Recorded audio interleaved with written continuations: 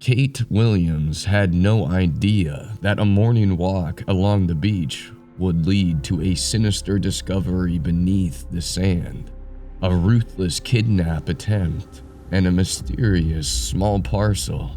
In October 2023 in Sussex, England, Kate's life changed forever when she stood on something unidentifiable. Unknown to her at the time that this was only just the beginning of her horrific ordeal, one that is still ongoing. And this is Kate Williams' account of what happened to her, told via audio created from the blog that she posted online. All names have been changed to protect their real identities. It's speculated that the deepest parts of the ocean contain entities beyond our nightmares. I wasn't in disbelief of this, but I didn't believe it either. I suppose back then I found it hard to imagine something existing that I had never seen. Well, this all changed when I saw it with my own eyes. And now I live this nightmare, not knowing when or if it will ever end. But all I do know is that I am now reliant on a stranger. It's the same stranger, I am almost certain, played a part in my attempted kidnap. It began on the Sussex coastline in the south of England. I live about a 10-minute drive from it, and back then, it wasn't unusual for me to go there early before work or in the evening and stroll along the beach while it was nice and quiet. It was the early hours of Tuesday morning, and although it wasn't quite cold enough for a frost, there was a real nip in the air. And being on the beach at that time, with only the cold and the gentle lapping of the wave for company, it reminded me that I was a small part of this crazy, wild, colossal world. Life was challenging. My husband had walked out on me, and my adult child had sided with his dad and was refusing to talk to me. I was going through a messy divorce, and I was up to my eyeballs in debt. And I despised my job more than life itself, but those waves relaxed me as much as they taunted me. I was fully aware that I could step into them and let them consume me, and in doing so, rid me of all of my problems. I could just end it, just like that. But you know I didn't. I wouldn't. Despite the hard times, I clung to life. The ocean knew that. I stayed there for a while, just watching these waves sway beneath the glowing sky and trying not to think of anything at all. And once I felt reset, I took a deep breath and I headed across the beach back to my car. I wasn't paying much attention to where I was placing my feet, but I was certain nothing but sand was there. And the next thing I knew, I stepped on something so sharp that it pierced right through the sole of my sneaker. The pain seemed to infiltrate every single part of me. I cursed loudly, falling onto the damp, clumpy sand with a thud and clutching my injured foot in my hands. This strange spike protruded out of my foot. It was about 6 inches long, dark brown, blackish with this purple glow to it. I'd never seen anything like that before, and there was no one else around to help, and I'd left my phone in the car. It was my way of temporarily disconnecting from this virtual minefield. Knowing that I couldn't walk with a glowing spike sticking out of my foot, I bit my teeth into the sleeve of my padded coat, and with a shaky hand, I gripped onto the end of the spike. It didn't feel how I expected it to. It was dry and smooth. It was similar to snake scales. And as I pressed it, this purplish substance seeped out of it and covered my fingers like ink. It seemed to absorb into my skin and was leaving a cloudiness behind it. I thought this was weird, but my main concern was getting this thing out of my foot and getting out of there. So I kept my fingers gripped around it and I braced myself for the impending pain. I hesitated, My hands wrapped around that thing, shaking but unable to pull it. I got mad with myself, telling myself I needed to toughen up and do this now before I was stuck here until someone found me. That was a humiliating prospect. So I closed my eyes and I went to do it. And that's when I felt the spike move. It actually wriggled in my hand like an insect. I yanked it out with such ferocity that I flung it across the beach. I screamed, shouts, captured by the brisk air. And once that shot of pain turned to an ebbing one, I looked across the beach at that spiked thing. I couldn't believe my eyes. It was moving. Its previously rigid exterior now disjointed as it slid through the sand, leaving this purple-tinged goo behind it. I felt sickened with the horror that this moving thing had been lodged in my foot. I watched it in disbelief, marking the sand with this goo trail. It moved slowly, and I found myself staring at it, my mind screaming at me that it was alive, but my eyes refusing to believe that it was true, even though I was seeing it play out before me. I managed to stand up, and I tried my best to ignore this shooting pain in my foot, and I limped after that thing, my curiosity outweighing my sense. It stopped moving close to the sand dunes, and now rigid enough to make me wonder, had it ever moved at all? That faint remains of the purple goo now mostly dissolved into the sand. I looked at my hand, noticing how none of that inky substance that had seeped into it remained visible.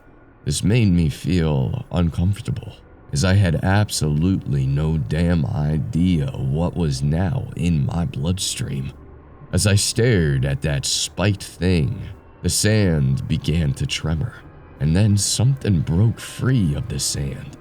It was these dark-colored bristles poking out of it, long, spiky, and glowing this faint purplish color.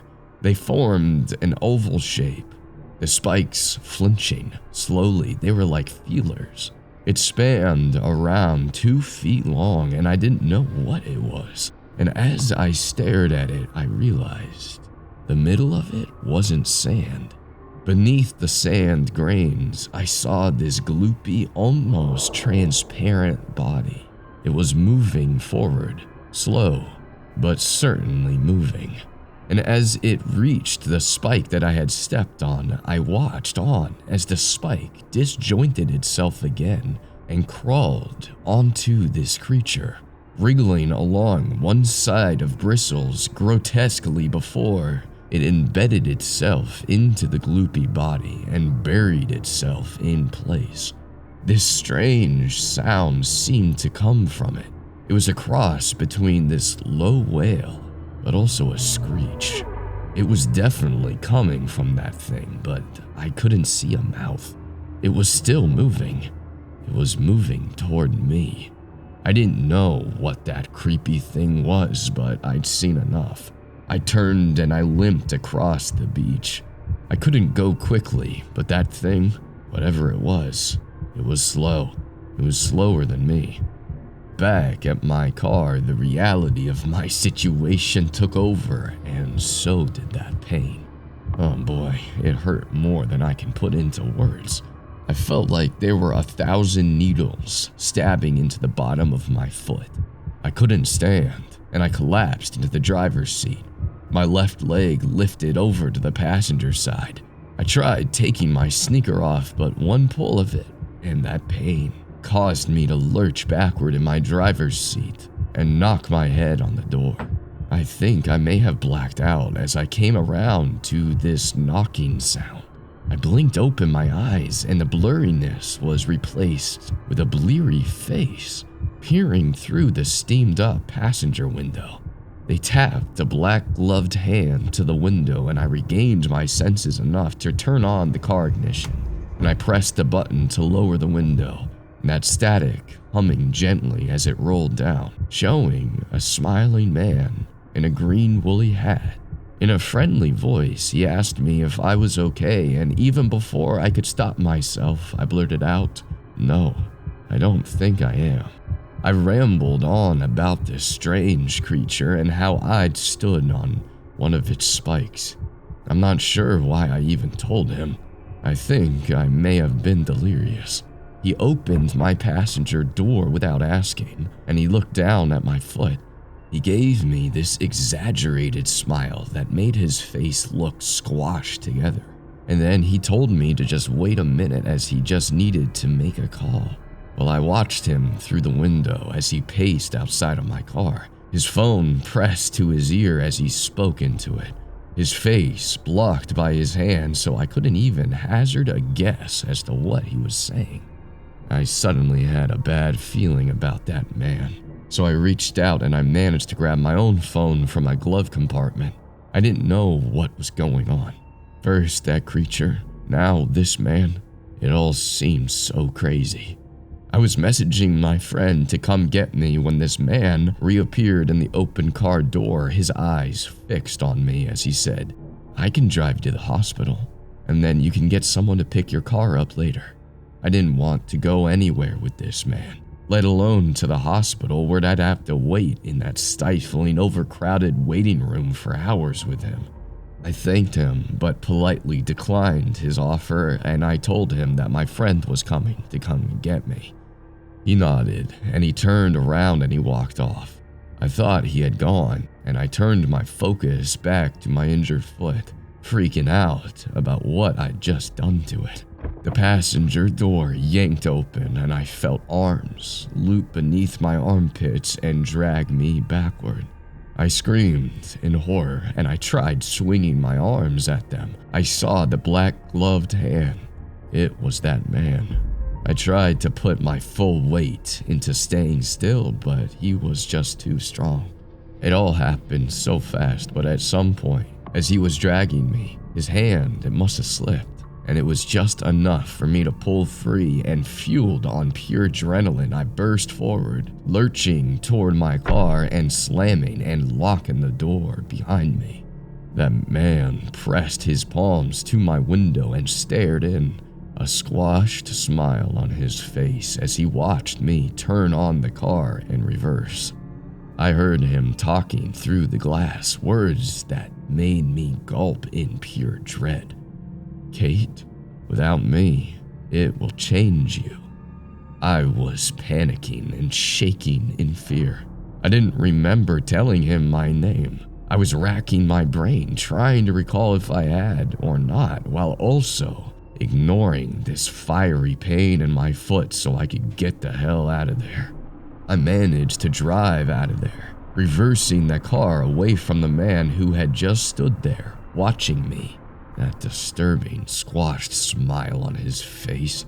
For once, I was actually grateful that I had failed my manual driving test so many times that I relented and I learned in an automatic, because I would have never been able to press the clutch with my injured foot otherwise. Even thinking about this made me laugh. I laughed hysterically through this pain. I just wanted to get inside my house and shut myself away from the horrors that had happened to me that morning. Work rang me, but I ignored the calls. I turned my phone off. I found some painkillers in my medicine cabinet for that pain, and I collapsed on the sofa, trying not to think about any of it.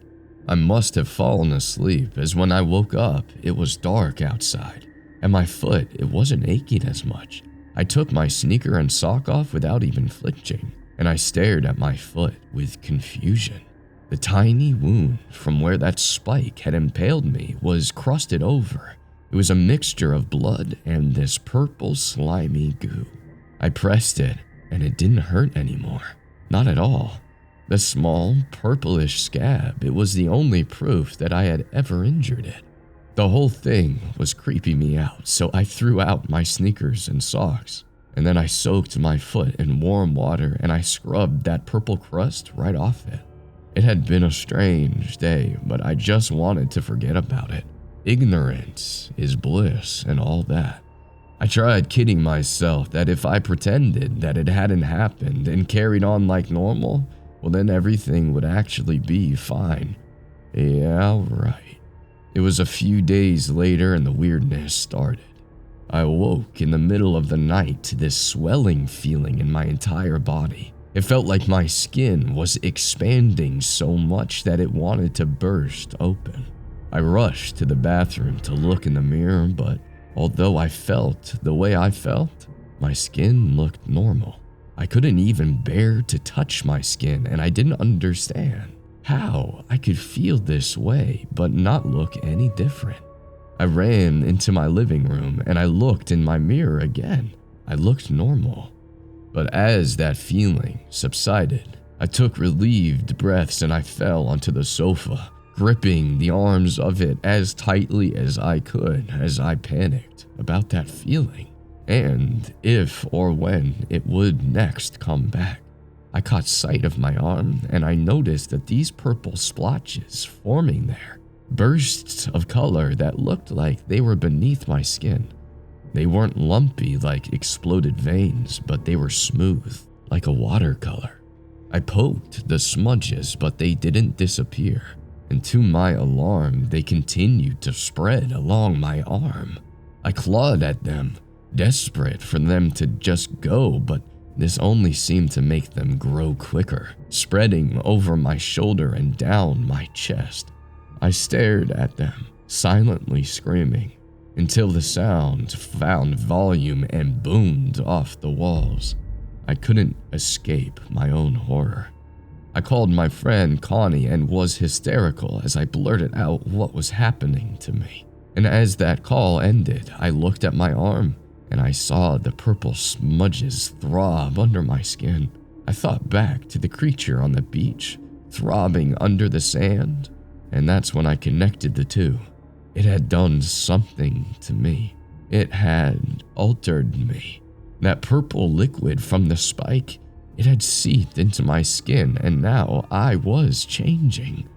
I sat on the floor, my hands covering my face to hide me from this truth. And I stayed like that, sobbing, until I heard the door opening, followed by footsteps and Connie calling my name. She walked toward me, her face scrunched in concern, a small brown package in her hand. I looked at my arms, and I saw the purple smudges had gone from my skin. I rubbed at my skin, not understanding it. I was frantic as I did this, muttering to myself that it didn't make any sense, and I honestly think Connie thought I was going mad. She made us some coffee and I told her everything. She tried to hug me, but I jerked back and I told her, please don't touch me. I didn't want her to catch this too. She said it sounded like I'd been through a traumatic ordeal and I may have had a weird reaction from whatever I'd stepped on. Despite my protests, she checked my foot, which had mostly healed, put some antiseptic lotion on it, and stayed with me for the next few hours. And she was about to leave when she double-backed, picked up that parcel off the coffee table and passed it to me, saying that she had found it on my doorstep. I turned it over in my hand, knowing, in my gut, that it was something to do with what had just happened to me.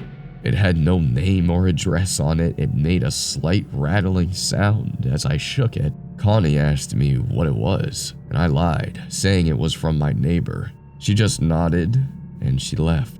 As soon as she'd gone, I took a deep breath, and I opened it, and I pulled out a small tube. It was about the size of my palm, and there was a message scrawled in green ink on the inside of the box lid that read, Kate, use this every other day to stay the same. Green, it's the opposite to purple. More to follow. I unscrewed this tube lid and I pressed it so that the substance inside pierced out of the top. It was a clear lime green gel with no smell to it. I put the lid back on and I threw it onto the table, unsettled that someone had left it on my doorstep. I swore I would never use it, but fear won out in the end. The next day, when the purple smudges came back when I was at work, and began to spread across my arm. I ran to the bathroom and I took that tube out of my pocket. And as soon as I rubbed some of that green gel onto my arm, I saw it spread over the purple smudges, consuming them before the green faded to normal. The relief that I felt was unreal. I thought my life was over, but this gel was keeping me going. And ever since then, I have used this gel every other day and I haven't received any more symptoms. And when I run low on the gel, it arrives like clockwork in a brown box on my doorstep. I've tried to catch the person who leaves it there, but I never manage to. And I know better than to question it. I know that in my gut that gel, it's the only thing keeping me sane. And that's why a year later, I still use it to keep that purple smudge at bay.